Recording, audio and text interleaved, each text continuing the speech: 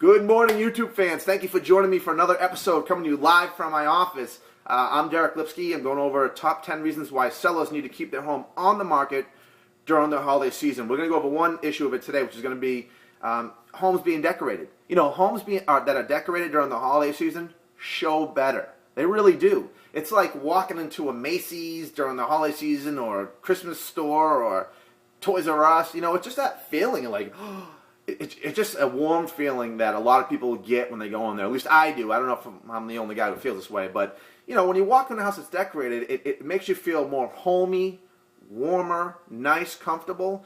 And I can tell you from experience, walking buyers into homes, when they feel that, you're more apt to get an offer or at least a second showing and lead to an offer at some point, rather than not getting one at all. Now, don't get me wrong, not all homes that sell are decorated, but it just helps, that fact that people start thinking about holidays, having Christmas. I'm near the fireplace. It's decorated, opening the Christmas presents with little Jimmy under the tree. You know, having Mom and Uncle Sal in the kitchen talking about turkey. I don't know, but they start thinking where they're going to place the furniture, and when they start future pacing themselves into a house, it makes my job a lot easier in getting you an offer.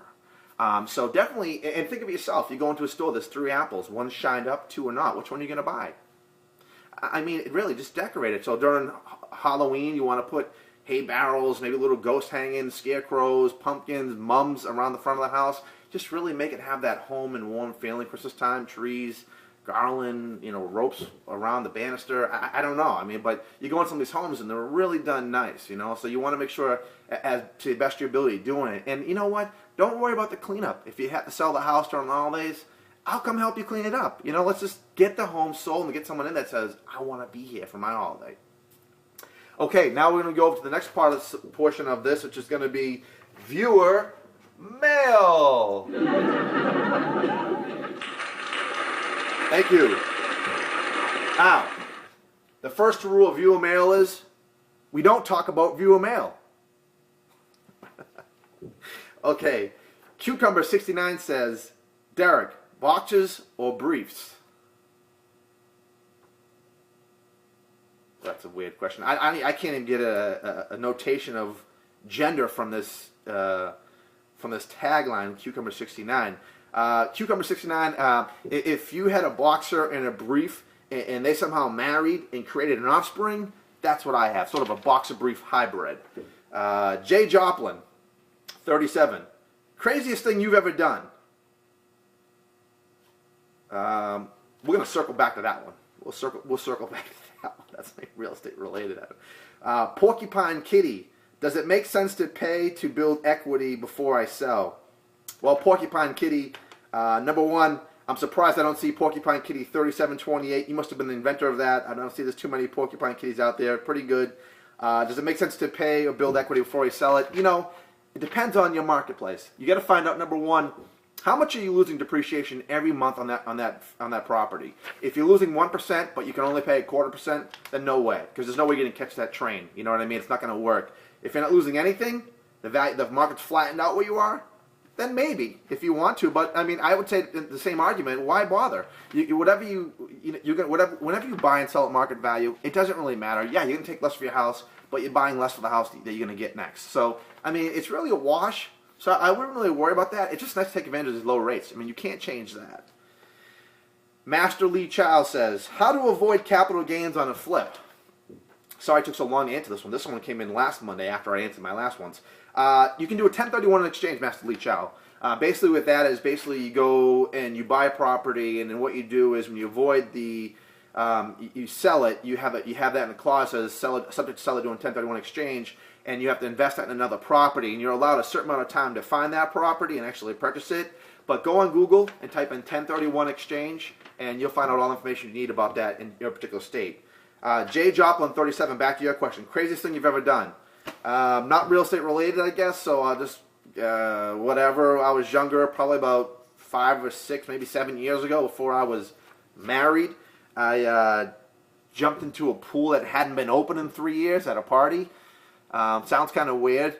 It was a great day for me at this party, and we some reason someone said jump into the pool, and I don't know why people pick me to do it. I mean, I'm not crazy jumping a pool guy.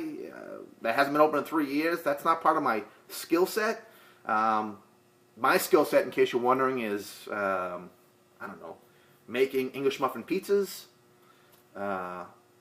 microwaving hot chocolate, dipping English muffin pizzas into hot chocolate. So that's definitely not one of the things that I want to do. But you know what? I said, you know what? I'm drinking. Let me take a look at it. So I'm not a party pooper. Let me go take a look at it. So I go up to the pool and I go to look into this green soup of pool scum. And my friend falls up there and goes, "Dude, you got to do it." And I said to him, I said, yeah, "Oh no, thank you. I'm not that guy. I'm just looking." And he said, "You know, what's the worst that's gonna happen? It's only water." I don't know if you got that accent. I'm from Boston, but I don't talk like that because I'm wicked smart.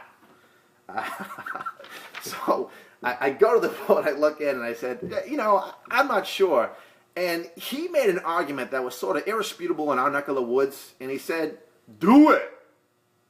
So, you know, I had to do it. So I ended up derobing and down to my boxer briefs, and I ended up jumping into this pool that hadn't been open in 3 years. And two things happened when that happened. Number one, I ended up somehow in jump mode, ended up flipping backwards and landing into the style of what we would call a backflop. So I hit the water pretty hard. It sounded like a shotgun going off. The second thing that happened immediately was I had about 10 gallons of pool water go straight up my rear to the point where I thought it was coming out my mouth. It was sort of like a backdoor colonoscopy from Dr. Poole, whose instruments had been sterilized in frog piss and pool scum.